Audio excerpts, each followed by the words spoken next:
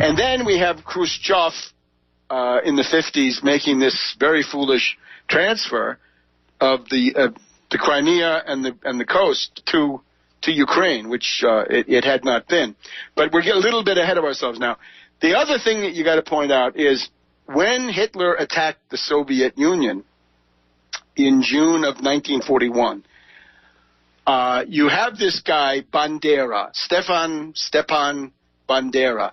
He is the darling of Maidan. He is the spiritus rector of the Svoboda party of Chanibok, and these people have, 5, 6 ministers in the government? Yes, they were the one that carried out the recent coup d'etat. Well, it's Timoshenko forces got the best jobs, the presidency and the prime ministership, but then there's a big piece of the cabinet that comes from the Svoboda party, who are neo-fascist, and then there's the right sector, who are the hooligans who did, a lot of the street fighting, right? So that would be Yarosh, once again, and the late Muzichka, who got killed in recent fighting. So they all love Stepan Bandera. Now, where does this come from? Well, as the Wehrmacht and the SS are approaching Lvov, right? The Soviets are retreating, the Nazis are advancing. Bandera essentially says, I'm going to show Hitler, whom I've been working with, right? Because he was a German agent for some years in advance. He says, I'm going to show Hitler that I'm the guy who should be the satrap, right? Make me viceroy of the independent Ukraine, and everything will be great, right? The Stepan Bandera. So the way he tries to show his suitability to be the Nazi Gauleiter of Ukraine is he also starts killing Jews. He goes on a pogrom, and he kills many, many Jewish residents of Lvov and as much territory as he can control. And this is the idol of these people. And therefore, it is absolutely accurate that they are neo-Nazis, they are anti-Semites, they are racists. And I think from an American point of view, this is a real scandal, right? That you have Victoria Nuland gets up there and says, well, we've invested $5 billion in essentially building the fascist movement of Ukraine. I know where the $5 billion could be put to work for the American people and not for a bunch of Ukrainian fascists. But this is the USAID and Project Democracy, right, the National Endowment for Democracy. Then there's money going to Freedom House, I believe, and certain other groups, right, who knows, the Gene Sharp apparatus, right? The Albert Einstein Institute. I'm sure they get some freebies in the process. I would urge one of the lessons from the U.S. point of view: these agencies must be defunded, and for the USAID, they can go on doing food aid. That's fine, but not building up fascist movements under the guise of democracy and civil society and the things that they say. All right. So we've had Petliura and the pogroms of 1919 and Stepan Bandera. So the idea is once Ukraine is on its own, the knee-jerk reaction seems to be start killing Poles, Jews, or Russians, if you can do that too. And they did that as much as they could in 1941. So this is a very checkered record. Now, they go back into the Soviet Union when the Red Army comes in.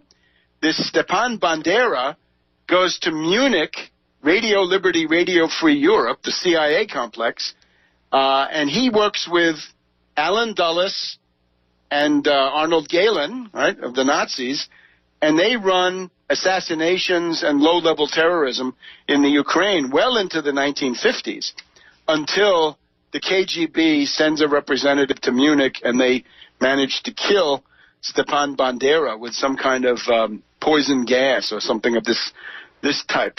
But that's the idol. In other words, that's the founding father. That's the the star and the pantheon for these people. Now, yeah, for the rioters in Maidan, right? Yeah, right. But then, how did Ukraine become a country in 1991? Yes, that is exactly the next step. Now, you got to remember, 1991. People lived through it, but I'm afraid the Western press never really did justice to these events.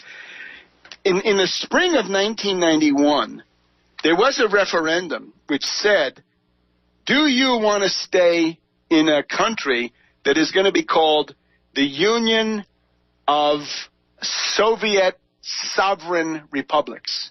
Socialism dropped out. Do you want to stay in this? And this was held in lots of places, right? In Russia, RSFSR, Moscow, in White Russia, in Ukraine, in Kazakhstan. Essentially, many of the 5 Central Asians would have been glad to stay. The people who wanted out were essentially the Baltics, right? Latvia, Lithuania, Estonia. There was a mass movement to leave the Soviet Union, fine. And in the Caucasus, right? Armenia, I think, but Azerbaijan and Georgia for sure, they wanted out. So these 6 little countries, fine, they wanted to leave, whatever that was going to look like. But there would have been a possibility to keep essentially the Soviet Union more or less intact. Now, when Putin says the collapse of the Soviet Union was a tragedy, I would agree with that. I think the unipolar world and the U.S. world domination of the type that we've seen has been an absolute disaster because it has brought out the worst, the absolute worst in U.S. society, in the parties, in cultural life, right? This has been a dark age, precisely because there was no effective counterweight. This poor drunk Yeltsin was incapable of doing it. So I would say Putin is doing an important public service by providing a counterweight, by containing or checking these sociopathic impulses of U.S. imperialism and NATO and the British and the French and so forth, right? That we needed more of this, and it's good that we've finally gotten it. And I would also say that we don't want Ukrainian fascism to thrive. We want it to be strangled in the cradle, right? There's a good Roman proverb, right? Principiis obsta, right? That evil has to be nipped in the bud. And it's high time that this happens. So I would think that there's a positive role there. But now, how did this come about? In the spring of 1991, there's this referendum. Do you want to stay in the Union of Soviet Sovereign Republics? Ukraine votes 75% yes, we want to stay. That's in, I think, April. But then you have the August coup. You have the KGB bosses, the defense complex bosses, and others, Interior Ministry.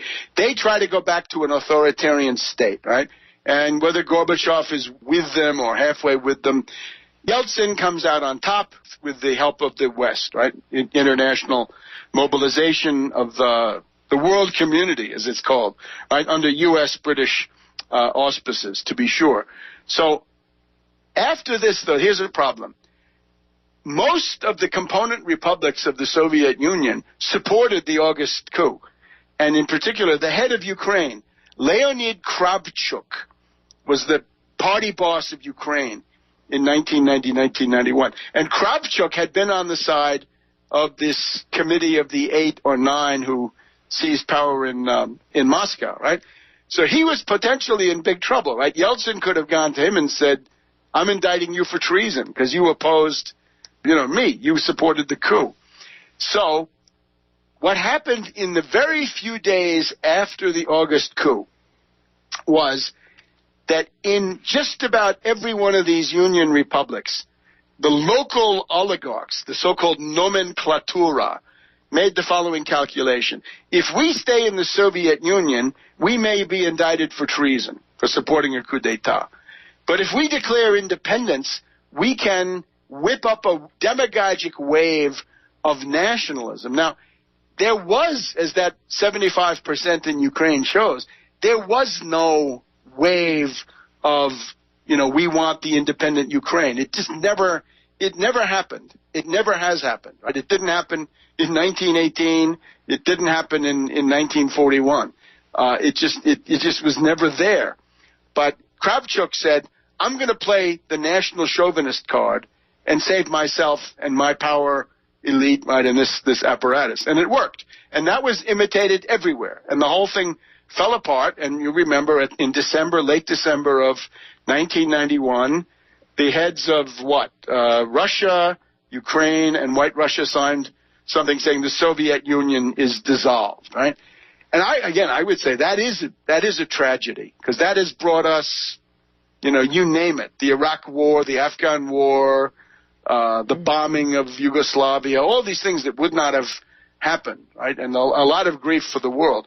So there never was a great demand in Ukraine. Now, there was in December of 1991, when all of this was said and done, there was a referendum which was 90% in favor of leaving, right, of an independent country. But now what it is basically, do you want to stay in the same country with the August coup? No. And one other thing was that Yeltsin had gone public in October of 1991 saying, I'm going to have shock therapy. I'm going to bring in the IMF. I'm going to privatize. I'm going to have price reform, right? We're going to have hyperinflation.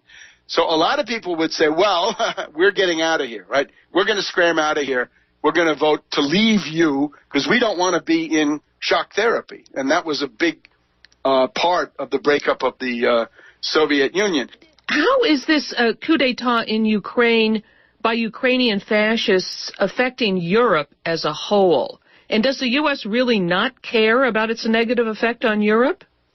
I think what you see is it's a negation of reality. It's what I would actually call clinical hysteria. The basic meaning of hysteria is the rejection of obvious, palpable facts, or the rejection of reality, put it that way. Whatever Putin is doing in Crimea or eastern Ukraine, whatever his methods are, the methods at worst are the same methods that NATO has been using in Kiev. In other words, the color revolution methods and the methods that Putin have been using, these are comparable. It's like a self-parody when Kerry comes out and says, or Samantha Power, right, how dare you have a coordinated professional campaign of subversion of an existing government, whereas this is exactly what they themselves did. Or as Churkin said, if it's illegal to seize government buildings and you call that, aggression, then why didn't you say the same thing when all those government buildings in Kiev were being occupied and burned even in January and February as part of this sort of color revolution 2.0 coup with a lot of violence, right? With a lot of Molotov cocktails and snipers and firearms and killing.